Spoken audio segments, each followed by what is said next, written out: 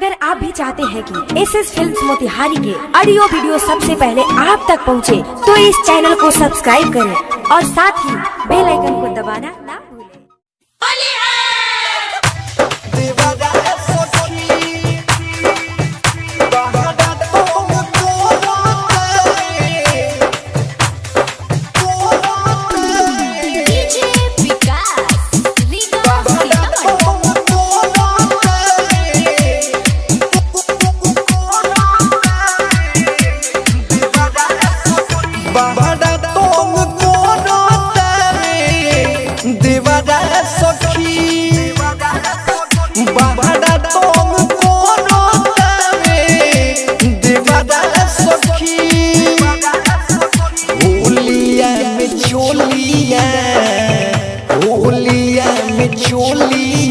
चोरा के हम रखी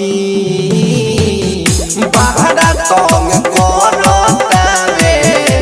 देवरा सखी बाहरा तंग करतावे देवरा सखी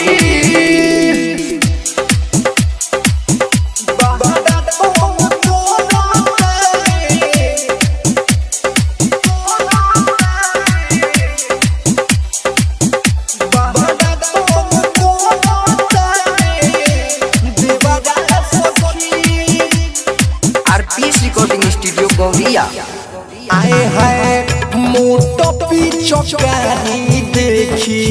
जीवा हमारा डरे आए है मोटो पिचकारी देखी जीवा हमारा डरे हमरो तो भीतरी से मन बड़ा कहरे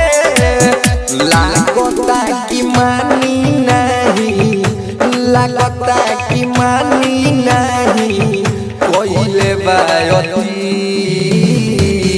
बाड़ा तंग करतावे देवरा सखी बाड़ा तंग करतावे देवरा सखी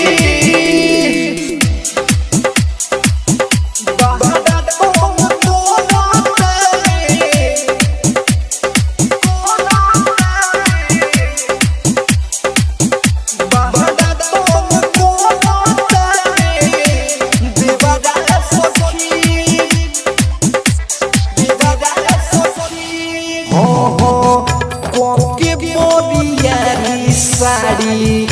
दिहले बाबारी आए हाय पोके बोरियारी साड़ी दिहले बाबारी माना जब करिले तो देवेला काटल गारी प्रेमी सुबास मन के पप्पू सुबास मन के मारलबा मती बाड़ा तंग करतावे देवरा सखी बाड़ा तंग करतावे देवरा सखी होलिया में चोलिया चोरा के हम रखी बाहरा तंग करतावे